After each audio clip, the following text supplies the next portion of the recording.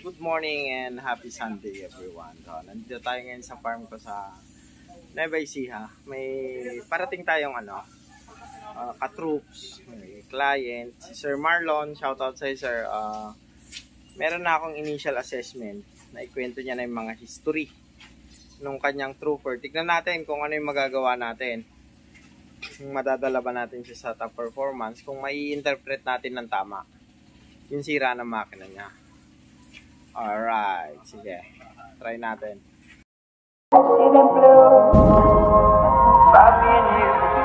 And I think to myself, what a wonderful world.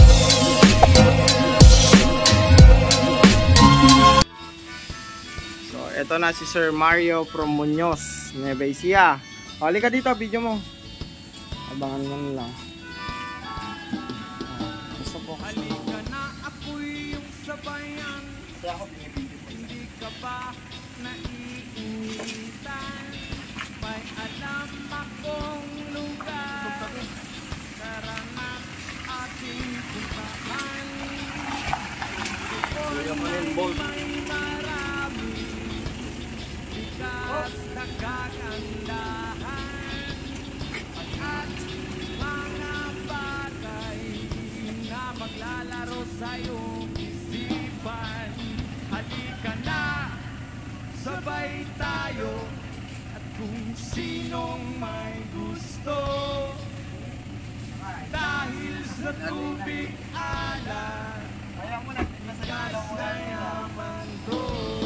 Dahil ang sarap maligo, langoy, sa tubig alat.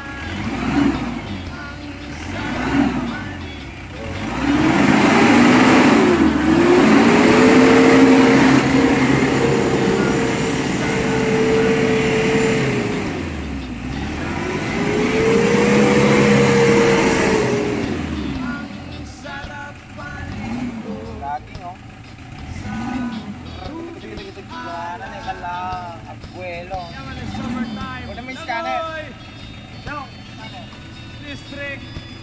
Hey! Mas tamat lang ang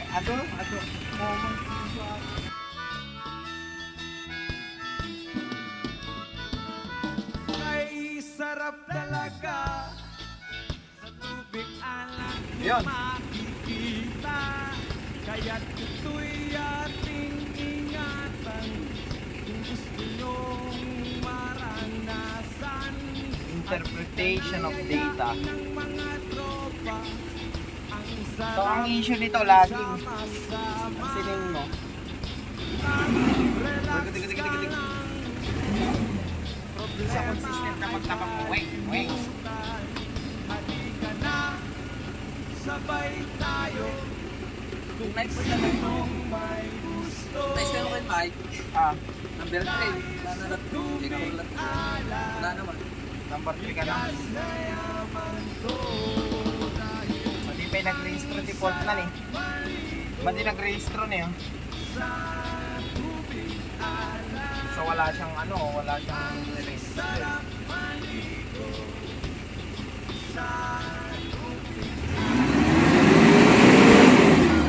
Nakapsutay mo.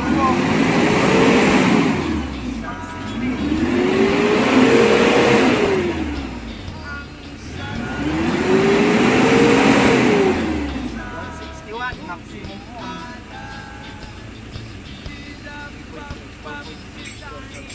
Kunin mo sa likod ng upuan ng driver yung yung libro tsaka ballpen. 3.8, 4.6, 3.8, so that's 8 MPa. 3.8, 4.5, 7 MPa.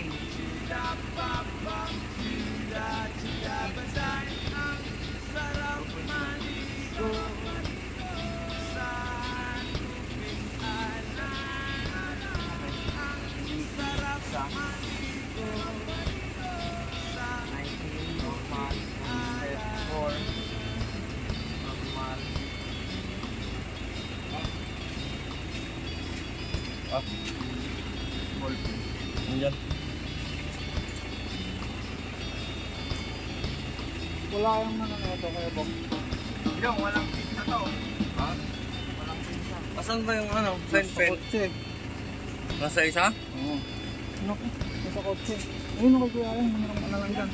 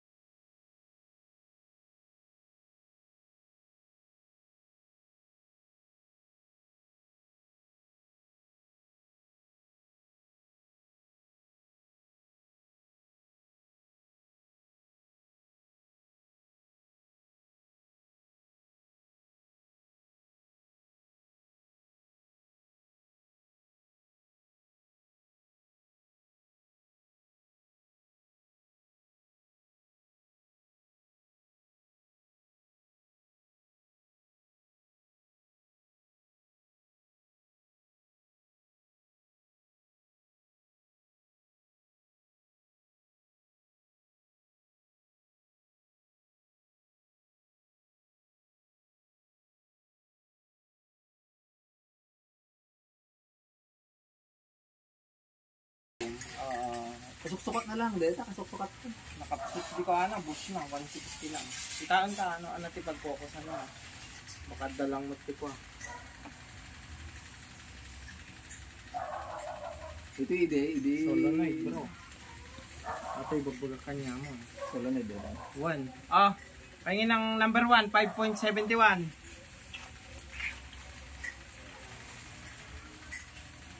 Number 1. 5.72, number 2. 5.45. Number 3. 5.71, number 1. 5.45, number 2. Number 4. 5.59. Number 3. 0.31. Oh, alam na, identified na ang problema. Drop. Iso nga pasukatan da. Mga ti solution ta bro. Kanta ti solo no. Namin. May met ako yan. Na mas malisin mo ba. Tanga minsan may like kanta ti algorithm solution na talaga. Ano ata identified solution. That's why the response kurang bibigay na ito. Halika na, ako'y iyong sabayan. Hindi ka ba naiinitan? May alam akong lugar. Tara na ating puntahan. Doon ay may maraming likas na kagandahan. Pwedeng wala nang laksira ng sakit eh. So meron siyang Alamber. Ang lastas yan. Hindi, i-settings natin ng ano, ng standard yan. Tanggalin mo kaya Wala tayong kakaba-kaba. Tanggalin mo kaya yung kulay green na Oring. Ado kasta? Kuhan, oring mapuka. Wag lati o nagpakakuan, nagano na. Mapanjistro no ka. Alright. Ito yung mga possible na cause kung bakit may na-drop tayong ano. Actually, supposedly hindi dapat yung madadrop. Ang calibration number nito, ito pasok 65, ito 61. Yung isa 61. Oh, ito naging cause. Ito 61, 65, 61. So pasok lahat sila sa C1. Ngayon, itong tinanggal natin na injectors, look. Tignan mo yung tinanggal nating injectors, 48. B. Oh. B siya. So, nasa parte siya ng B2. Malayo. Kaya yung conclusion ko, sabi ko nga, pag unprogram yan, magdi-deliver ngayon si ECM ng hindi akmang current dito. Ang i-deliver niya yung current na para kay C1. Ang injector mo is 48. Dito, kaya mas mataas yung tinanggap niya current kaya niya pinag dito. Yun yung problema. Yun yung not cause. At hindi mo yan na i-program ng tama, si ECM na rin mismo ang susulat. Ilang beses ko lang na-prove. Paulit-ulit kong na-prove yan. Well, yung tatlo, hindi sila bumagsak kasi naka-program. Etong isa hindi naka-program kaya bumagsak. Yun yung sumira sa kanya. Sabay tayo kung sinong may gusto. Dahil sa tubig alat, likas na yaman to. Dahil ang sarap maligo sa tubig alat. Ang sarap maligo sa tubig alat. Ang sarap maligo sa See? 507, 506. Normal lang. From 0 point something. 0.3.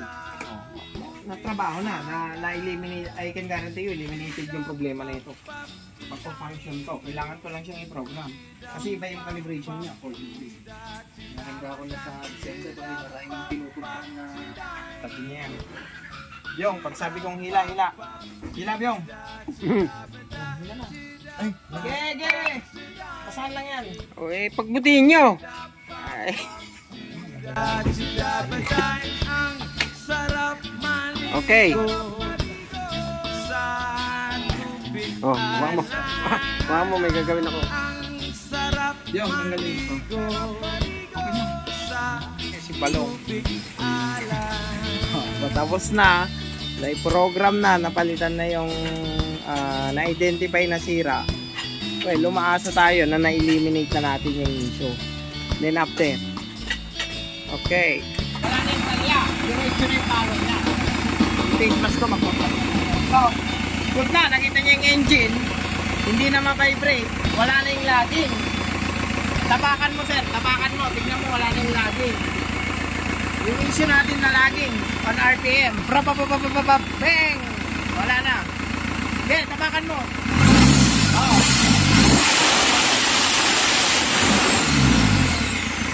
Ang tapang na ng makina mo. Ang tapang na ng makina mo.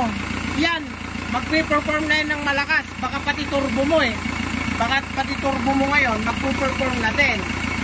Baka abutin na natin yung 180 sa turbo. Oo. Meron na medyo may leak na din. Yung ano mo. Kaya dapat habang maaga, maikabit mo na to. Yan yung sinasabi ko pag nilagyan ng oil. Hindi naka-design ang clutch can sa turbo engine. Naka-design yan sa self-accumulated. Yung blow-by ang kinakatch niya. Kasi sa turbo engine talagang may langis to, lalabas siya. Pag lulubricate niya dito, ganyan ang design. Well, hindi design yan sa turbo engine. Sabi ko sa'yo, ma-eliminate natin, ay malilesen natin. Well, yung iba kasing vibration yan, iba ang pinagmumulan mo. Pwedeng air bubble, pero tignan mo yung ano niya ngayon, andar niya ngayon. Malayo siya kanina. Kanina gumagalaw yung ganito.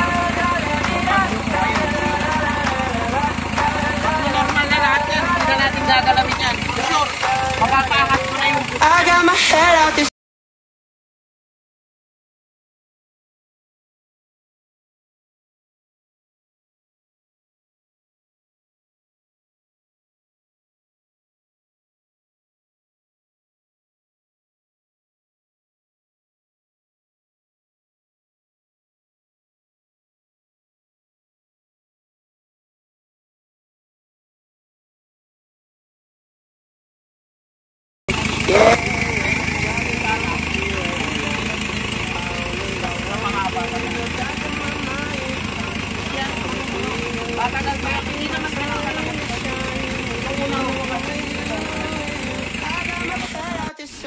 Alright, so yun, eliminated na. Wala nang lagging.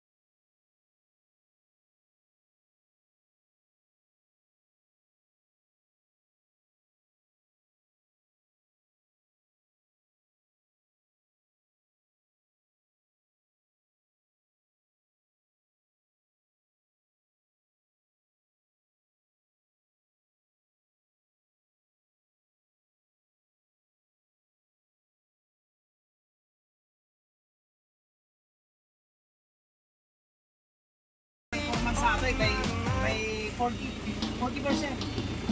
Full. Yo, dyan ka sa likod. Mag-video ka. Dito siya. X1, no among gargarawan, no among i-assess. Adi ka na magaraw. Tignan mo yung data natin. Data natin kanina sa data natin ngayon. 186 kPa from 161. Look. Uy, gago. Laglag yung scanner. Tangina. At ang kasi karangkada na ito eh. Awan, na di makarangkada kas dyan. Hindi damo. Kas daw, di ba na? Kas na ito eh. Siguro makataon na sa Nag-wear na may... Adi na rin, nakita mo di ba? Nakita tapay ay cost na. Na-prove ta. Na-prove tapay no ano nangyari. Hindi ko muna churi pa ilang mat nagijay. Churi. Napatunayak nagijay. Yung bagay pa nag-trap diba? Yung solo napatunayak nagijay. Magbilang sa napulo.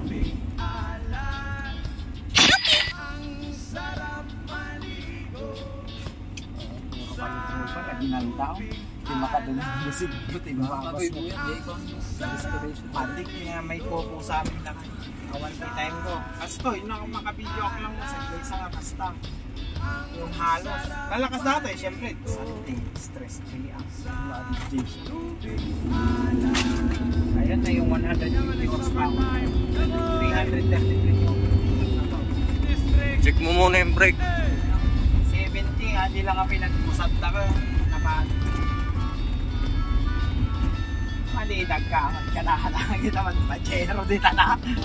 Pag ganyan yung video mo, yung mali yung video yan. Malidag ka, matagita mag-pachero ka datan na. Yatang ako ano. Pwede na. Sabi ng ilong. Pwede ng ilong right daw. Ganitong data mo, pareho tayo ng data. O, tapos nakita ko pa yung status nung ano mo, good pa yung makina mo. Wala ko, mag-chasing lang ako dito, iikot ko ng Luzon. Ganitong data. Walang kakaba-kaba na settings natin. Additive. Lapsa lagi ka data na rin. Kaso, kasi yan, erasable man yun. Siyempre, tao. 100 dito yun, tapos dito. Kamati nga ako, ano lang kayo, ating status na katata. Ating yung tatapos 21.6. So, napabutot. Basta response, nakalata ay normal working condition na. Hindi na patag. Ikanak lang 80. Ayan. Nasanay ko na puro slow. Hindi mag-slow ang basta makarating. So good na tayo, nawala yung lagging. Kasi kanina, pag-start natin, pagtapak natin sa gas, brubububuweng! Ganon. Ngayon, look, tignan mo yung RPM. Walang lagging yan, kahit isang lagging. Meaning na pagpantay-pantay natin yung kailangang ibigay dun sa chamber. Lahat ng injectors natin, nag-perform sila ng pantay-pantay. Walang bitin yung bigay, walang sumusobra yung bigay. Nag-perform sila, kaya ganyan yung naging status ng makina. Maganda yung maging performance. Dinamay niya lahat. O, pati si turbo, andyan na, nabuhay na si push. lumakas na ngayon yung boost. From 161 kVA, that's 22 PSI. Napag-rise natin siya up to 197 kPa, almost 28 PSI. Kasi yung 200 kPa, that's equivalent to 28 PSI.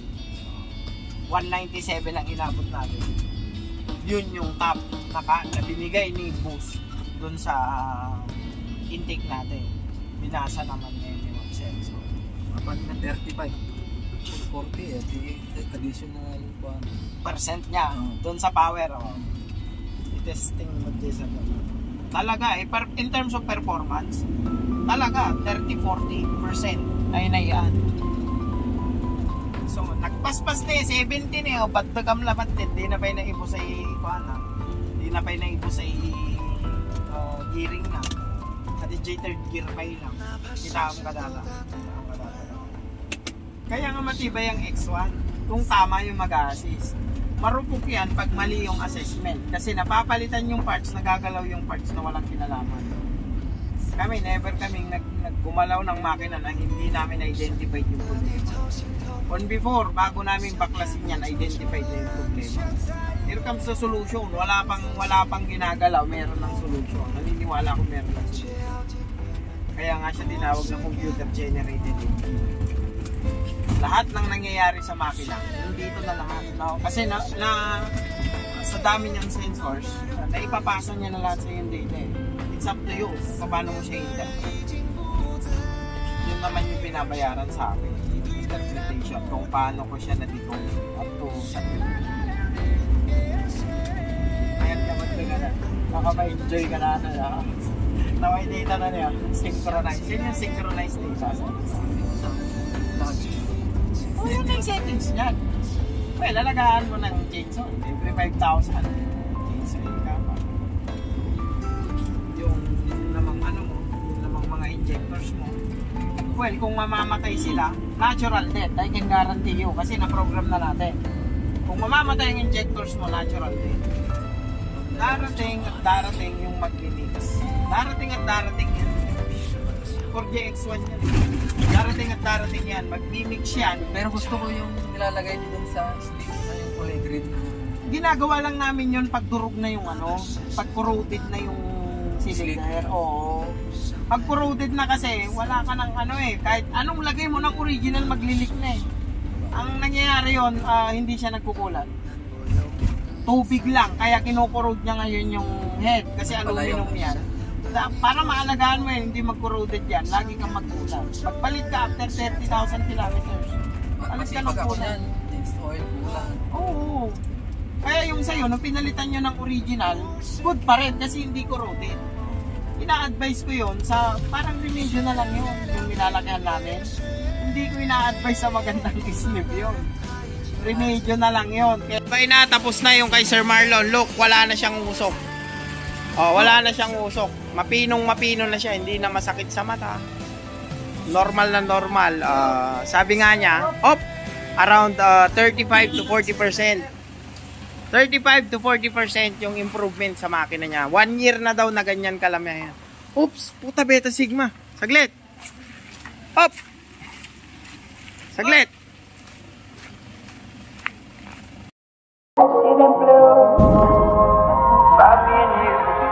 And I think to myself,